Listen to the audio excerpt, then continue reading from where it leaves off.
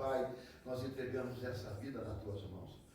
Eu sei o que o Senhor quer com a vida dele. Eu sei. E eu, meu Pai, vou fazer exatamente o que o Senhor colocou no meu coração desde a última conversa que eu tive com ele depois que o Senhor me declarou. Então, aqui está o primeiro passo que nós vamos fazer nessa manhã, em termos da palavra do Senhor. Ser com ele, conduz através do teu Espírito aonde o Senhor quer levar. E fale conosco, prepare o nosso coração e abra o nosso intelecto. E que o Senhor seja louvado em nome de Jesus. Eu te abençoo em nome de Jesus, meu filho. Essa área é sua, fique bem à vontade. Cumprimento a igreja com a paz do Senhor. Amém. Estou muito feliz por estar aqui mais essa manhã para louvarmos e engrandecer o nome de Jesus, porque só Ele é digno de toda a honra e toda a glória. Amém? Estou imensamente feliz com a oportunidade que me foi dada, porque, assim, Deus sabe o tanto que eu fugi disso ao longo da minha vida, tanto que eu me esquivei disso. Eu sou filho de pastor, como o pastor sempre fala, e eu vivi os bastidores disso desde muito criança. Então, eu entendo a responsabilidade que é estar aqui em cima do púlpito e entregar uma mensagem para a igreja. O pastor, quando me deu esse desafio, eu pensei algumas vezes em falar que não, mas eu falei que sim. Eu sou muito tímido e às vezes muito ansioso. O que ele falou, a gente planeja uma coisa, mas a ansiedade e a timidez faz com que a gente acelere e vá para o final antes de ter o meio. Mas eu vou tentar transmitir para a igreja o que Deus colocou no meu coração. Desde que Ele me deu a missão, eu comecei a buscar o que eu ia falar para a igreja nessa noite. Já tem 2 meses que Ele me encobriu e desde então comecei a buscar o que eu ia falar. E me veio um trecho muito fácil na cabeça. Eu falei, tá bom, tá fácil. Eu conheço o texto desde que eu era criança. Tá bom, tá fácil, eu vou entregar o texto para a igreja. E quando eu fui debruçar sobre o texto, entender o que o texto queria, eu vi que a mensagem primeiro era para mim. Deus, e entendi um tanto de coisas nessa mensagem que eu precisava entender que Deus está trabalhando no meu caráter cristão. Quando a gente fala de caráter, a gente fala muito de aparência, do que as pessoas olham para a gente e pensam a nosso respeito, e eu sou muito preocupado com isso, mas às vezes a gente não pensa no caráter, a forma de que Cristo nos ensinou. E Cristo ensinou muito sobre caráter, muito sobre caráter. Talvez eu já tenha lido, até mesmo já tenha lido essa passagem aqui na igreja, com os irmãos, nessas oportunidades que o pastor tem nos dado para fazer a leitura oficial. Eu acredito que já li, mas eu tive a oportunidade de me aprofundar. E eu acredito que Deus tem algo específico para você aqui, nessa manhã. Mas se não for para você, Ele já cumpriu o propósito que serviu para mim. Deus está tratando caráter. Deus está tratando o meu caráter cristão. Passei muitos anos da minha vida na igreja, servia a Deus de forma diferente. Às vezes as pessoas pensam, mas é professor de escola dominical, então vai ser fácil para a gente estar lá em cima e ministrar para a igreja no domingo de manhã. Não, é muito diferente. Porque na escola dominical tínhamos o costume de receber o material pronto, um script pronto, a dinâmica é muito diferente, que é parecido com de uma sala de aula. Os alunos às vezes trazem suas dúvidas e o professor ajuda a dirimir dúvidas e vai buscar uma resposta para aquela dúvida. Mas no ministrar um sermão diferente, eu pude sentir um pouquinho do que talvez o nosso pastor sente toda semana na responsabilidade de trazer a mensagem 2 vezes por semana para nós. lógico que o tempo de experiência dele faz com que ele lide com isso com mais tranquilidade, mas é uma responsabilidade tanto, irmãos, abrir a boca aqui e falar para os irmãos, qualquer coisa que a gente falar destoado com o que Deus quer, talvez nós não tenhamos chance de corrigir. Não sei se eu vou alcançar o mesmo público, o culto é transmitido para a internet, não sei quem vai assistir, então é uma responsabilidade tanto. Então, conto com a cobertura dos irmãos de oração. Amém. E vão me ajudando que nós vamos conseguir chegar ao fim. Em nome de Jesus. Jesus. Em nome de Jesus. Aleluia. O que Deus tem para nós nessa manhã, nós vamos abrir as nossas Bíblias em Mateus 5, nós vamos ler do versículo 3 ao versículo 2, e ao final, Camila, eu gostaria que você voltasse o telão no versículo 3 e vamos tentar ir passando versículo por versículo, tá bom? Bem-aventurados os pobres de espírito, porque deles é o reino dos céus. Bem-aventurados que choram, porque eles serão consolados. Bem-aventurados os mansos, porque eles herdarão a terra. Bem-aventurados os que têm fome e sede de justiça, porque eles serão fartos. Bem-aventurados os misericordiosos, porque eles alcançarão misericórdia. Bem-aventurados limpos de coração, porque eles verão a Deus. Bem-aventurados os pacificadores, porque eles serão chamados filhos de Deus. Bem-aventurados os que sofrem perseguição por causa da justiça, porque deles é o reino dos céus. Bem-aventurados sois vós quando vos injuriarem e perseguirem e, mentindo, disserem todo mal contra vós por minha causa. Exultai e alegrai-vos, porque grande é o vosso galardão nos céus, porque assim perseguiram os profetas que foram antes de vós. Amém?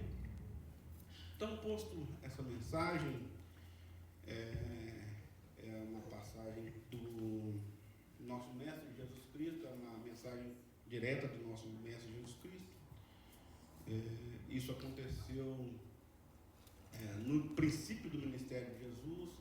Essa mensagem é a mensagem de abertura do grande sermão da montanha, e foi pregada num contexto. Camila, se tiver um fundo musical para nos ajudar, foi pregada por Jesus num contexto social extremamente conturbado, quando esperavam ardentemente pela vinda do Messias, a que o povo judeu esperava pela vinda do Messias, e aí vem Jesus, o Messias, e naquele momento acredito que Jesus ainda estava à prova, as pessoas ainda estavam tentando buscar evidências se ele realmente era o Messias.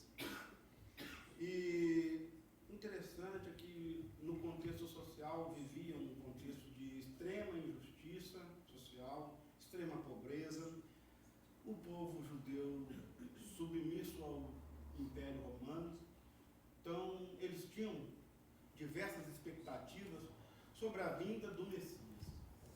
E aí alguns esperavam que o Messias seria um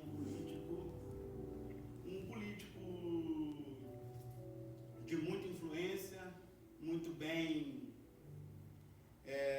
enturmado, para conseguir fazer manobras com que libertasse o povo judeu do jugo do Império Romano.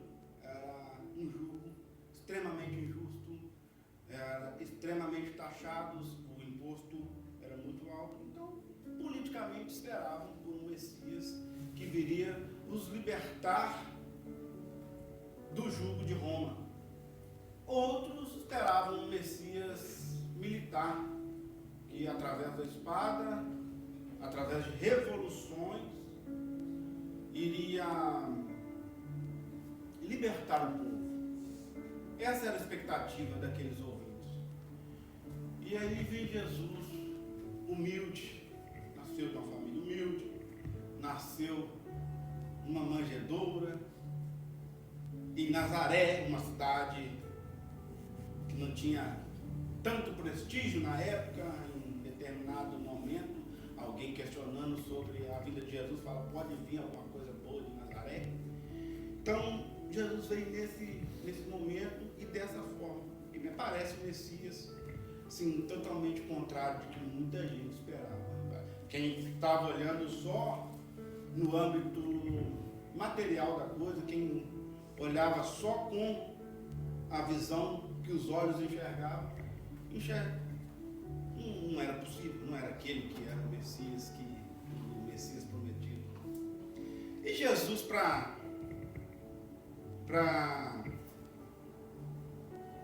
o descrédito de muitos daquela época, que não cria que ele é o Messias, ele ainda vem com uma pregação na contramão do que muitos esperavam. E começou no Sermão da Montanha, quando ele vai falar do caráter, quando ele vai implantar o reino dos céus. Quando a gente fala do reino, vai ver que várias promessas aí nas bem-aventuranças, elas têm como promessa algo referente ao reino dos céus. E aí vem Jesus para estabelecer o reino dos céus. E o que era o reino dos céus? Além do que aquele povo poderia imaginar, e muito mais além do que podemos imaginar. Jesus veio implantar uma visão de reino. Então, contrapondo o que muitos achavam que era o correto, Jesus veio, às vezes, reafirmando que era correto, mas colocando ainda um pouco mais de pensamento. No decorrer da mensagem, vamos ver que tinha fariseus, tinha pessoas que se julgavam extremamente cumpridor da lei, que já tinham cadeira cativa no céu, assentariam nos melhores lugares, e Jesus Cristo veio desconstruindo isso tudo. Quando olhamos para o sermão das bem-aventuranças, vamos ver aí 9 bem-aventuranças, sendo 8 para o geral, e a última bem direcionada aos filhos. Nós vamos ver que ele fala de bem-aventurado, ele fala da característica de quem é bem-aventurado, e fala de uma promessa. É um padrão nessas 9 bem-aventuranças que nós lendo nesse texto, é um padrão. Ele fala o que é bem-aventurado, dá a característica e fala da recompensa, da promessa. E a gente precisa entender primeiro o que é bem-aventurado. Bem-aventurado, se trazermos para um português, a palavra que mais vai se aproximar de bem-aventurado, mas o texto original, quando a gente analisa o texto original, em grego, o termo que Jesus usou não é uma simples felicidade, é algo muito bravo, é eterno, é uma felicidade espiritual. Então não é algo que qualquer situação, qualquer tristeza do dia a dia possa desconstruir essa felicidade. Então, começa usando um termo grego, se não me engano, o termo é macários, e começa usando um termo no grego, justamente para as pessoas entenderem a intensidade da felicidade das pessoas que têm determinadas características, determinado caráter e a promessa linkada àquela característica. Então, a primeira bem-aventurança, Jesus fala que bem-aventurado eram os pobres de espírito, porque deles é o reino do céu. A grande maioria esmagadora daquela multidão que acompanhava Jesus são pessoas pobres, de poucas posses, e isso às vezes foi um contraste muito grande com o que eles esperavam ouvir.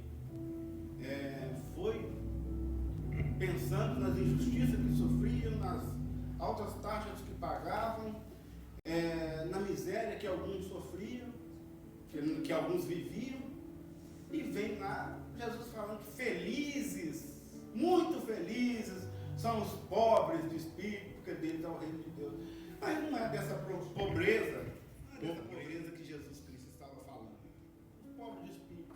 O que é ser pobre de espírito nesse texto? Pobre de espírito é você ter dependência total de Deus. Depender exclusivamente de Deus. Saber que Deus, Ele, a todo momento, Ele está regendo a sua vida e que você é extremamente dependente dele. Se você tem boas condições financeiras e consegue fazer uma projeção financeira para 2, 3 anos, glória a Deus. Mas se você não tem e precisa nessa terra de viver semana por semana, glória a Deus também, porque isso reflete a nossa dependência de Deus e Ele tem provido para nós. Então, creia que você é bem-aventurado quando você entende que mesmo não sabendo o que vai acontecer com você daqui a 2 semanas, daqui a 3 semanas, você está em paz, porque você é totalmente dependente de Deus. Você sabe que Deus vai prover na sua vida de alguma forma, e se Ele não prover de uma forma materialmente, é porque Ele está tratando algo que precisa tratar com você, está te dando experiência, está te dando autoridade para você poder compartilhar essa mensagem dele e testemunhar a mensagem dele. Então, isso é ser pobre de espírito. Nós não podemos confundir a pobreza de espírito com a pobreza material.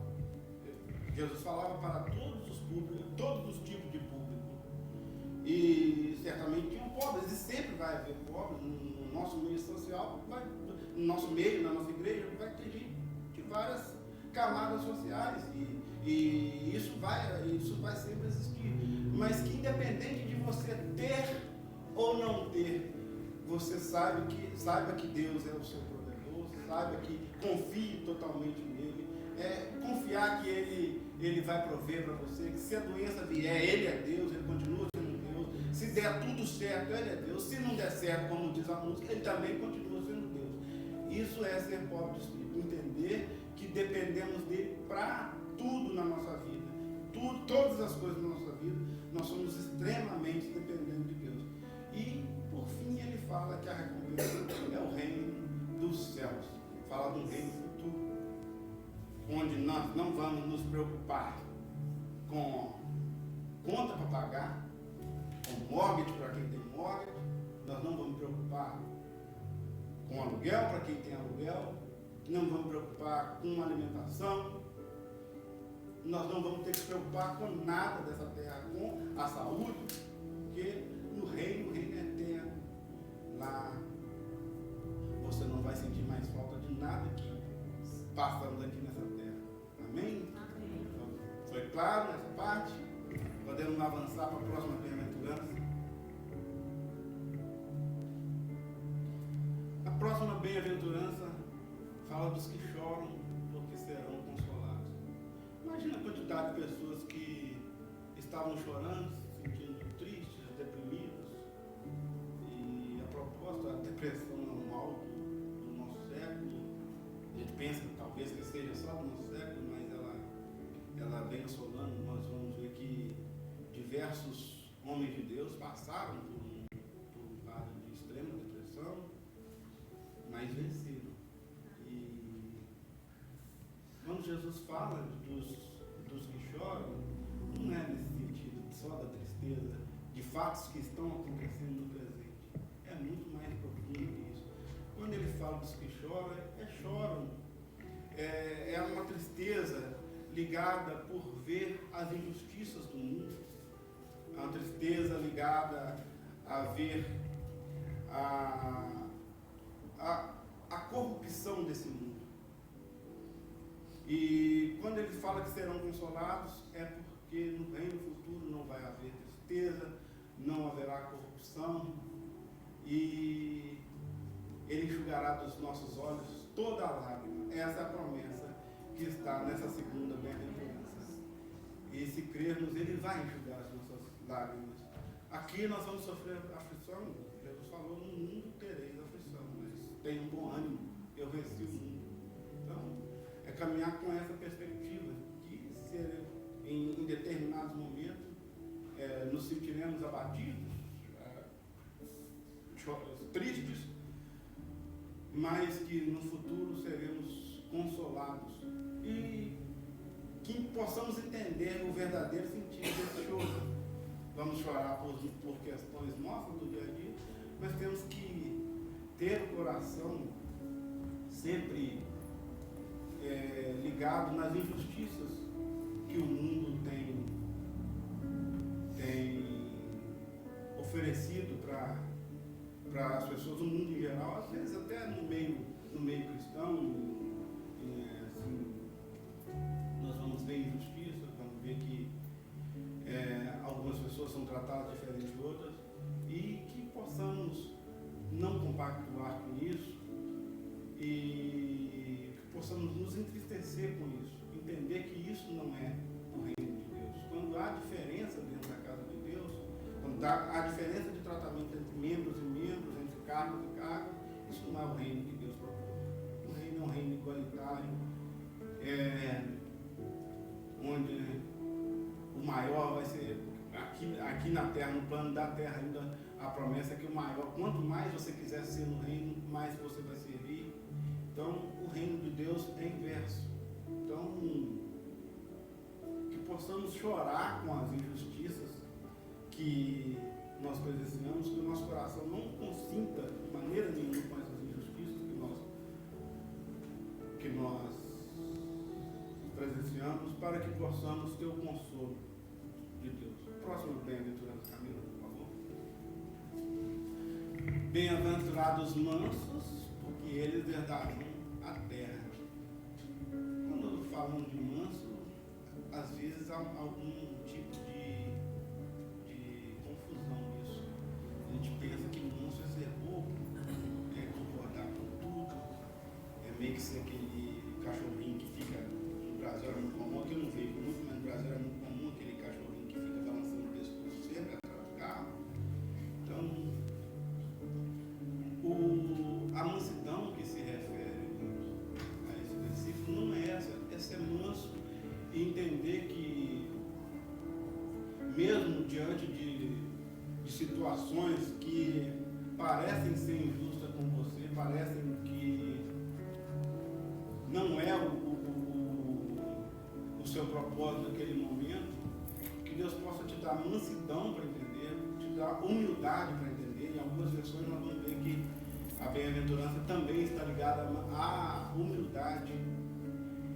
Abraão, biblicamente falando, nós vamos ver que Abraão, em algum momento da vida dele, quando houve um desentendimento entre os pastores dele e os pastores de Ló, quando eles estavam peregrinando, eles tomaram a decisão de se separar. Ló ia para um lado, Abraão ia para outro. E se a gente for olhar à luz da lógica, quem tinha o direito de escolher para que lado iria? Abraão. À luz da lógica era ele. Era o mais velho, era o patriarca, era quem tinha que ser respeitado. E ele deixa o sobrinho escolher. O sobrinho, a Bíblia trata muito bem disso, né? O sobrinho escolhe o melhor lado que a vista dele o permitia ver, e ele vai para o lado. E se formos analisar hoje, aplicando hoje, isso seria um insulto. Às vezes, quando a prioridade tem que ser de determinada pessoa, e a outra pessoa que não fez por onde, não tem autoridade naquele assunto, recebe a oportunidade de escolher primeiro e de usufruir de coisas boas primeiro. Então a gente às vezes fica pensando num paradoxo, que justiça é essa? Mas isso é um traço de caráter. Ser manso é um traço de caráter. E quando a gente vê a história história de Abraão mais para frente, a gente vai ver que ele foi muito mais próspero. Ló, infelizmente, por fazer uma péssima escolha, saiu dessa terra que ele escolheu com a roupa do corpo. E a história provavelmente os irmãos conhecem. E ele teve que reconstruir a sua geração. A história é bem complicada, daí para frente, ele teve que reconstruir a sua geração, enquanto Abraão, por entender que naquele momento ele teria que ser manso, teria que passar a vez dele, literalmente passar a vez dele, era a vez dele de escolher, ele poderia ir para o lado da campina, ele deu prioridade ao sobrinho, foi para um lado diferente, e Deus o honrou naquela terra que ele foi, e a história dele está escrita, bem escrita para o nosso ensinamento hoje, e a promessa se cumpriu na vida de Abraão. Por causa de sua mansidão, ele herdou literalmente a terra na época, e hoje uma das referências de fé, está na galeria dos heróis da fé em Hebreus, é uma das nossas referências de fé. Amém? Podemos passar para a próxima? Bem-aventurados que têm fome e sede de justiça, porque serão fartos. Enquanto naquele contexto que a gente seguia Jesus na expectativa de um milagre, de uma multiplicação de pão, eu acredito que era um milagre de multiplicação de pães, aconteceu depois disso, mas alguém já poderia estar seguindo ele naquela expectativa, alguém que não tinha realmente o que comer. Ele fala que feliz é quem tem fome e sede de justiça. Quando ele fala de fome e sede de justiça, ele não fala da necessidade da nossa necessidade natural de comer e beber.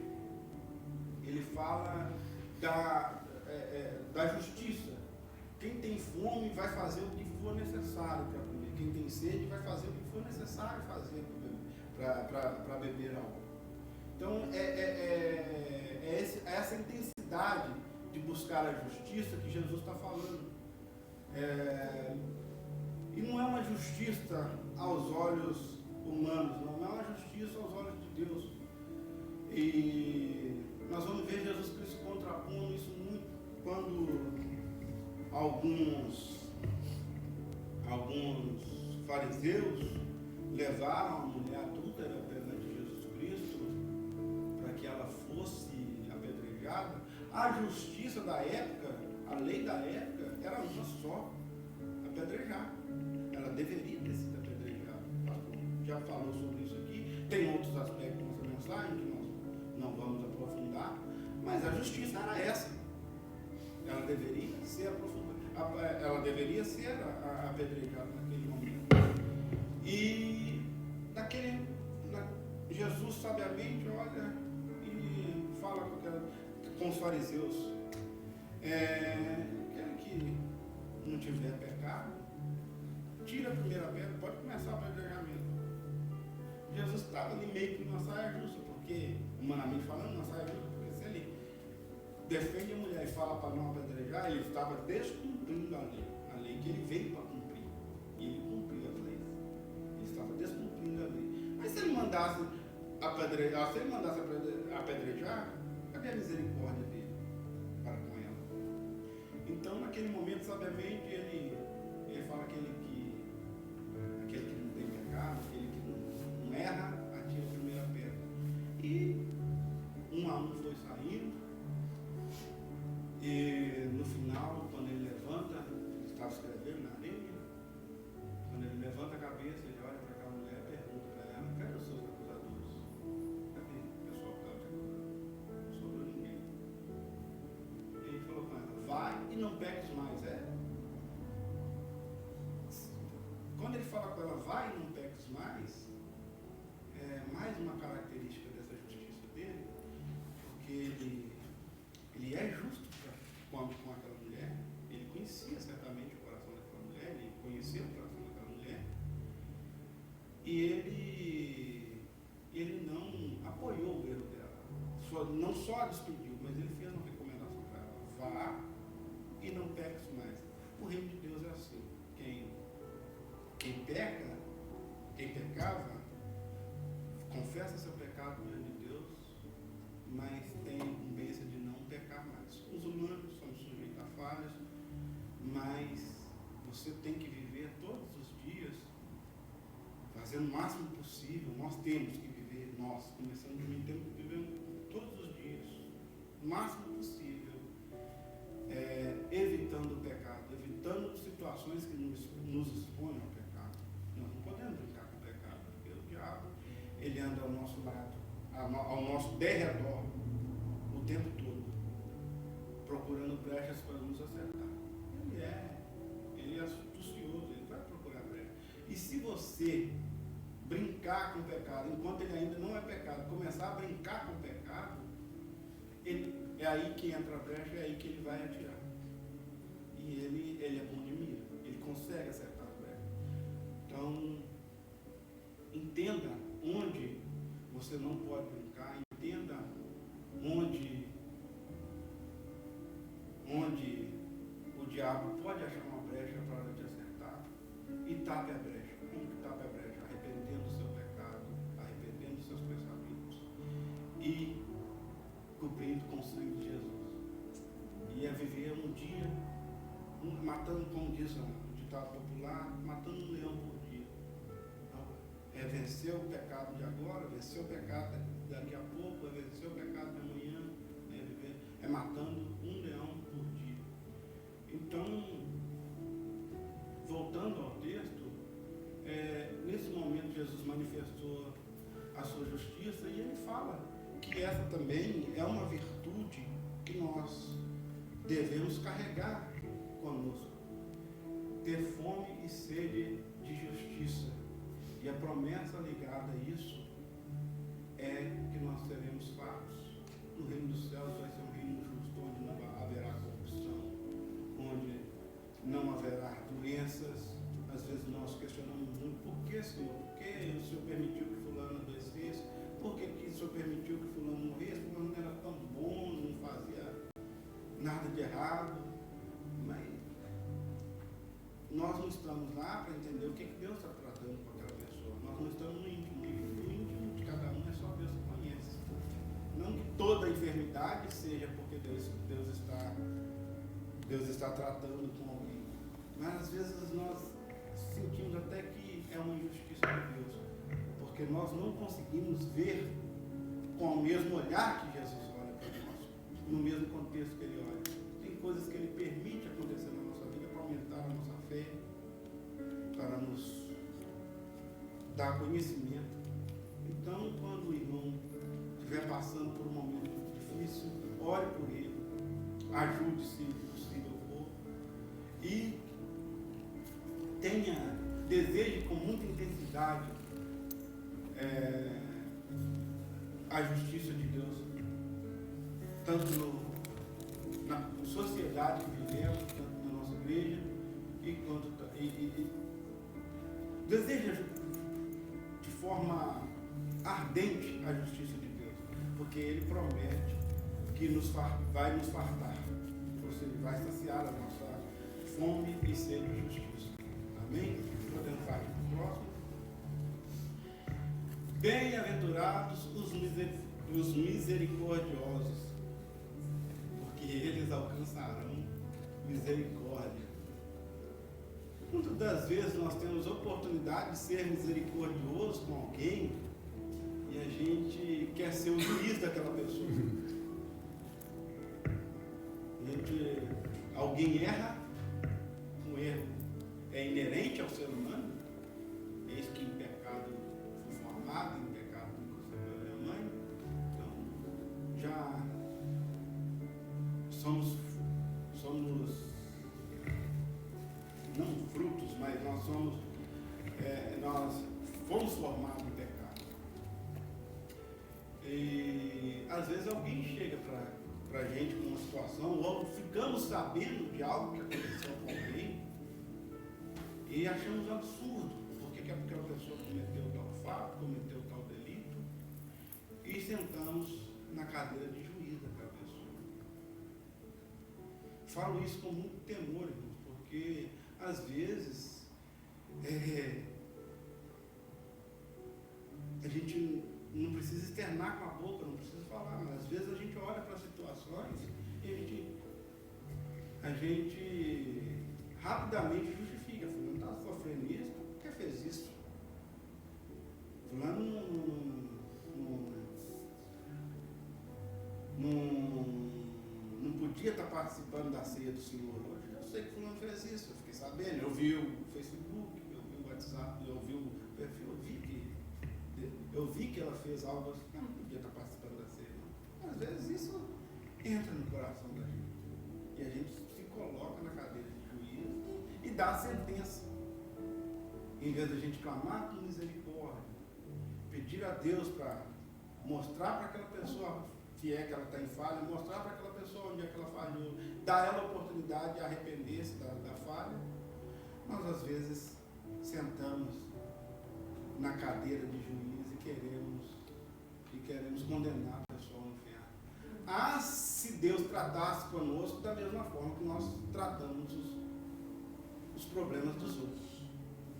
A gente tem uma facilidade de colocar o problema dos outros num grau muito menor do que a gente. Ah, se Deus tratasse conosco da mesma forma com que a gente trata os problemas dos outros. Então aí ele está falando, bem-aventurados misericordiosos, desenvolva no seu coração o sentimento de misericórdia. Peça a Deus misericórdia por você mesmo. Desenvolva esse sentimento.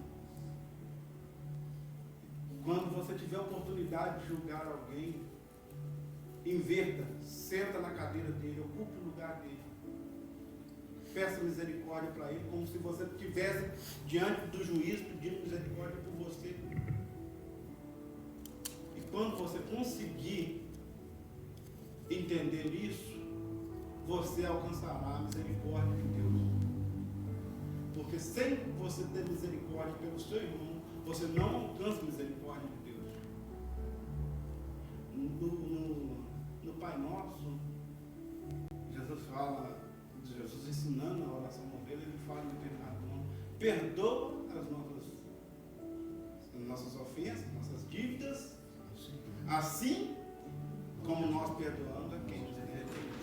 Sempre na cadeira do outro, tenha misericórdia do outro, ofereça perdão ao outro. Não tem que ficar no orgulho esperando, só vou perdoar quando ele vier pedir perdão. Oferece perdão sem ele pedir perdão. E se for necessário você virar a cadeira, e mesmo você entendendo que não tem culpa, peça perdão para aquela pessoa. Abra a porta. Talvez o que falta é uma oportunidade. São dois sentimentos orgulhosos, um de um lado, outro do outro, um com o orgulho lá em cima, o outro também com orgulho lá em cima, e não conseguem se encontrar e tratar o assunto. Mas quando você se deparar com uma situação que você entende que o outro tem que te pedir perdão, primeiro, se você decide perdoar essa pessoa, perdoa a decisão, se o nosso coração naturalmente é mau, se a gente for alimentando o coração, porque a gente vai só aumentando a mágoa contra aquela pessoa e nisso trazendo coisas ruins para a vida da gente. No final, sim, já tem estudos científicos que provocam que a amargura do coração, principalmente ligada ao perdão, ela pode trazer até um câncer. Então, quando você tiver a oportunidade de perdoar alguém, mesmo que a situação seja inversa, perdoe. E quando você tiver a oportunidade de ir a essa pessoa e inverter, faça. Porque grande vai ser o seu galardão no céu. Amém? Podemos passar para a próxima? Bem-aventurados os limpos de coração, porque verão a Deus. Que é recompensa mais magnífica que essa? Naturalmente é impossível ver a Deus. As pessoas que a gente vê na Bíblia, que tem tentaram ver a Deus, teve alguma consequência física, porque esse corpo humano não tem condição, essa nossa visão não tem condição natural de ver a Deus.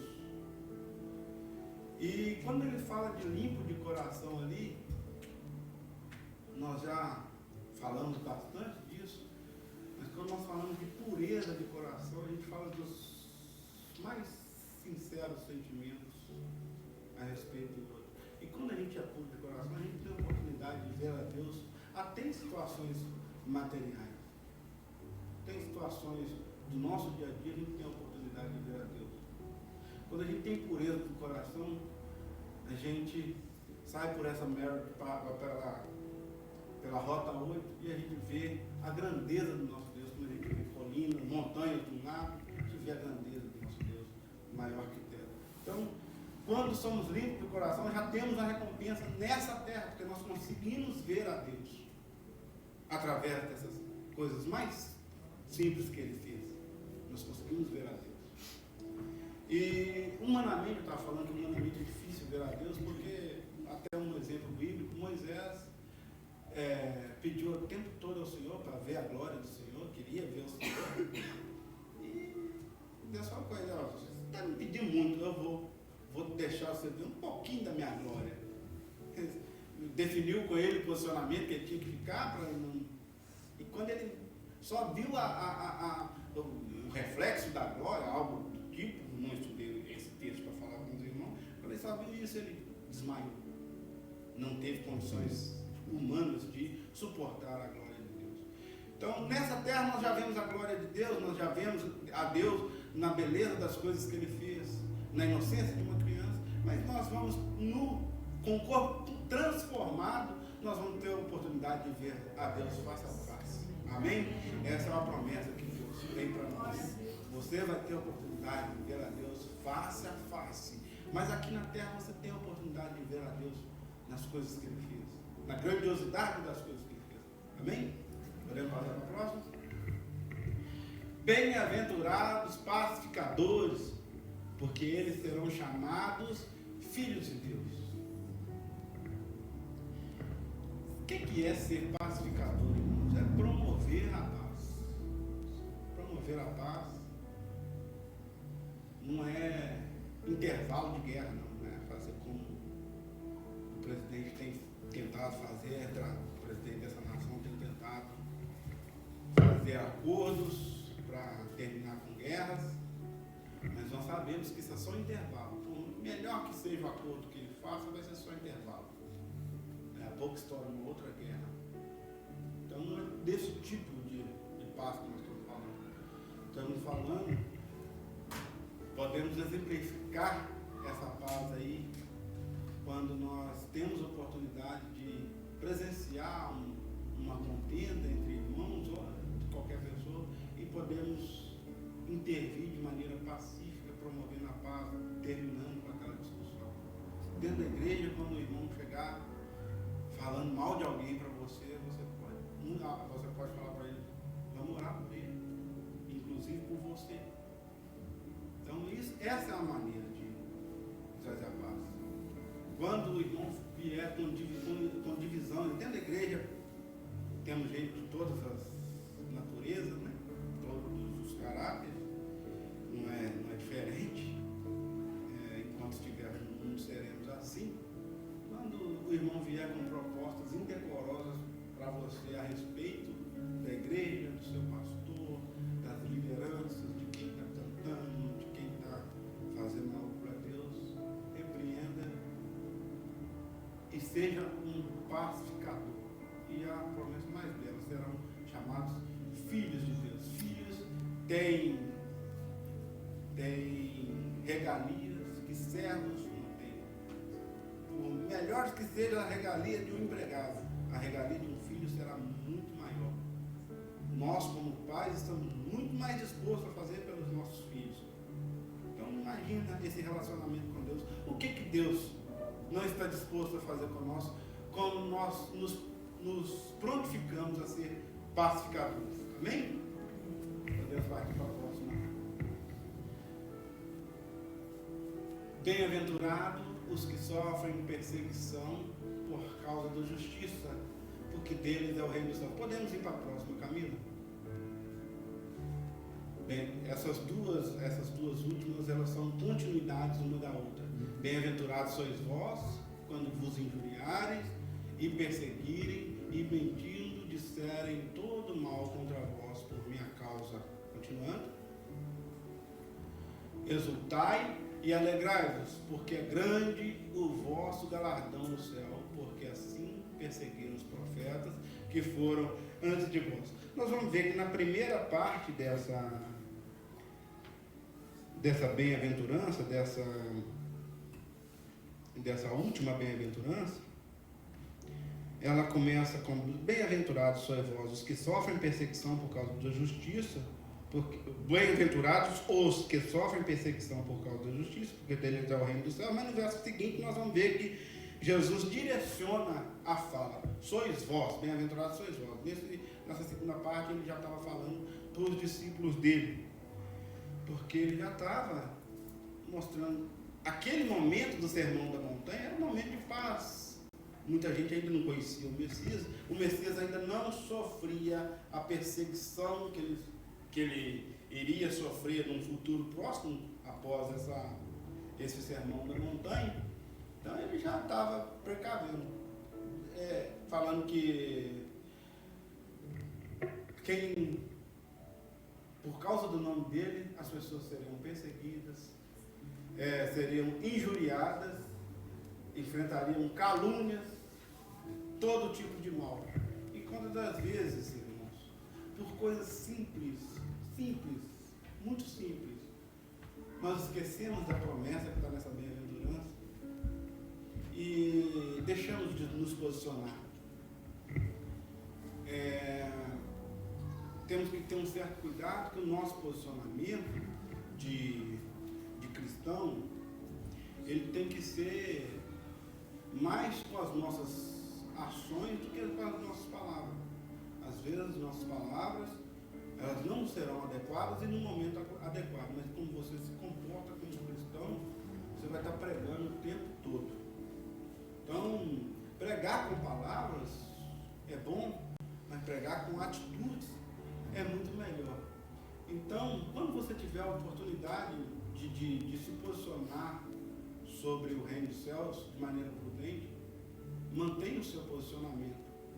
Quando eu falo que às vezes nós, por coisas bobas, nós deixamos de manifestar que somos filhos de Deus, somos servos de Deus. Às vezes a gente conhece uma pessoa que cegamente é de uma outra religião, aqui é muito comum, principalmente culturas que não servem, que não acreditam em Deus, que tem outros deuses, e a gente às vezes evita falar um Deus te abençoe para a pessoa, God bless you. A gente evita para não ter aquele conflito. E quando nos é dada essa oportunidade e a gente pode se posicionar, mostrar para eles o nosso posicionamento, nós não posicionamos, nós estamos sendo covardes.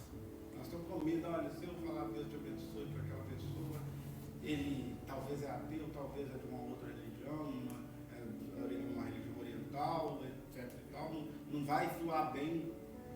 E a gente, para se preservar e para preservar um relacionamento com aquela pessoa, a gente evita semear a palavra de Deus de alguma forma, evita falar do nome de Deus de alguma forma, e sendo que é uma excelente oportunidade da gente se posicionar e mostrar o nosso caráter cristão. E voltando ao texto, a promessa, Jesus Cristo fala que os discípulos seriam perseguidos por causa do nome dele. Nós vamos ver na história bíblica essa perseguição muito forte contra a igreja primitiva. A igreja primitiva foi submetida, os cristãos eram submetidos a diversas torturas, e eles se alegravam, eles se alegravam com isso.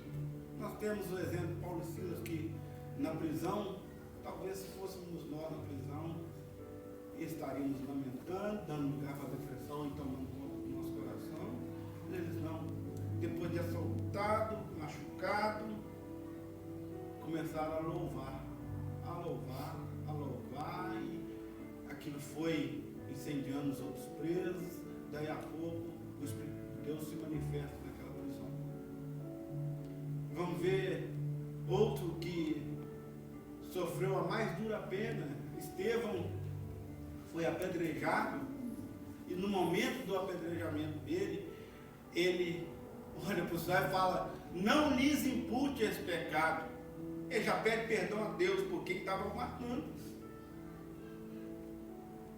Será que nós teríamos, falando de mim primeiro, será que teríamos essa tranquilidade de ser morto pelo Evangelho de Cristo e pedir a Deus perdão? Será que seríamos? Perdão por quem está nos trazendo? Muitas vezes quer atuar como juiz uma coisa muito mais simples. Quer pedir a Deus, às vezes a gente fica planejando vingança no coração contra uma pessoa que nos faz coisas muito mais simples. Às vezes a gente usa a Deus achando que Deus vai vingar para a gente. Deus vai vingar, isso não vai ficar impune, não. A vingança pertence a Deus. Ele fala lá: a minha é a vingança, diz o Senhor dos Exércitos. Então, às vezes até em nome de Deus a gente deseja a vingança para alguém. E aí Deus, às vezes não, Deus, para nos tratar, Ele não nos permite ver Ele tratando com o outro. Porque Ele sabe da intenção do nosso coração. A gente, em nome de Deus, pedindo justiça, olha, mata ele, manda uma enfermidade na casa dele. E ele pedir misericórdia porque ele está agindo contra nós. E é isso, irmãos. Esse é o caráter. Essas são as características do caráter cristão. Vocês podem ter certeza que Deus falou muito mais comigo através disso. Eu tive oportunidade de ver alguns estudos muito aprofundados sobre cada uma das bem-aventuranças. E tudo que eu estou falando para os irmãos aqui serve primeiro para mim. Então, que Deus... E eu pedi muito a Deus para até mesmo para mudar o tema da mensagem. Eu estava achando pesado chegar ao final dessa mensagem, porque eu estudei muito mais coisas do que eu falei, e ele não permitiu mudar, não permitiu mudar. Então, ele tratou comigo, ele tem tratado comigo, mas acredito que ele quer tratar com mais alguém aqui hoje. Então, se coloque na posição, receba o que você tem que receber. E pode ter certeza que se você tiver o caráter que Jesus Cristo fala no Sermão da Montanha, você vai alcançar todas as promessas que ele falou após cada uma das bem-aventuranças. Amém? Certo.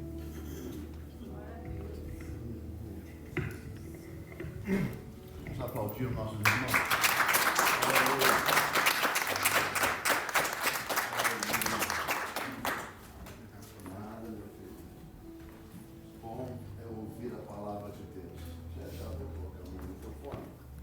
Sei que ele vai funcionar.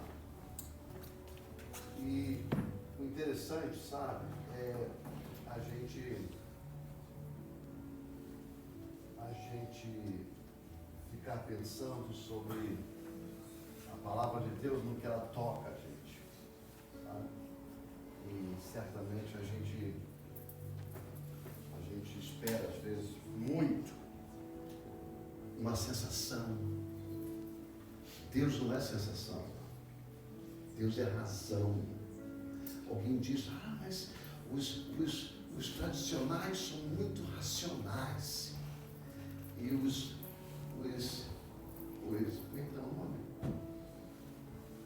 pentecostais são mais emocionais. Eles vivem na alma, no sangue, no poder.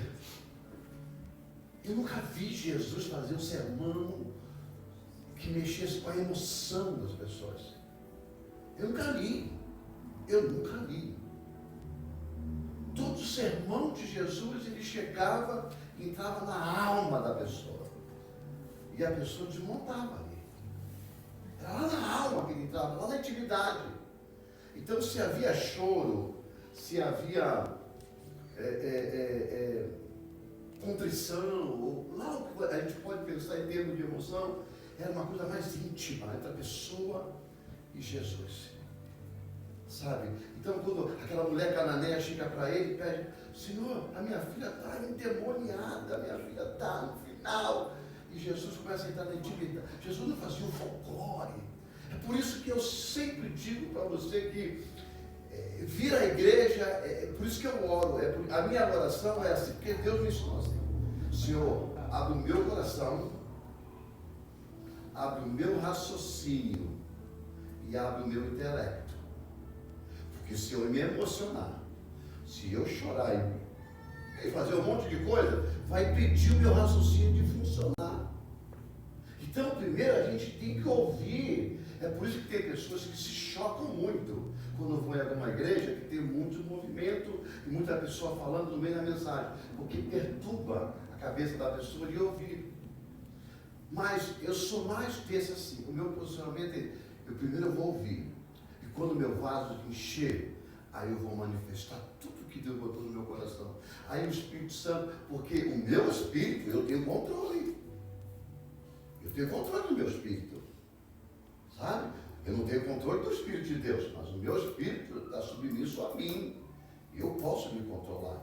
Então eu quero ouvir tudo. Depois de ouvir tudo, aí eu vou deixar o Espírito de Deus fazer o que Ele quiser na minha vida. São essas palavras que trazem a gente uma...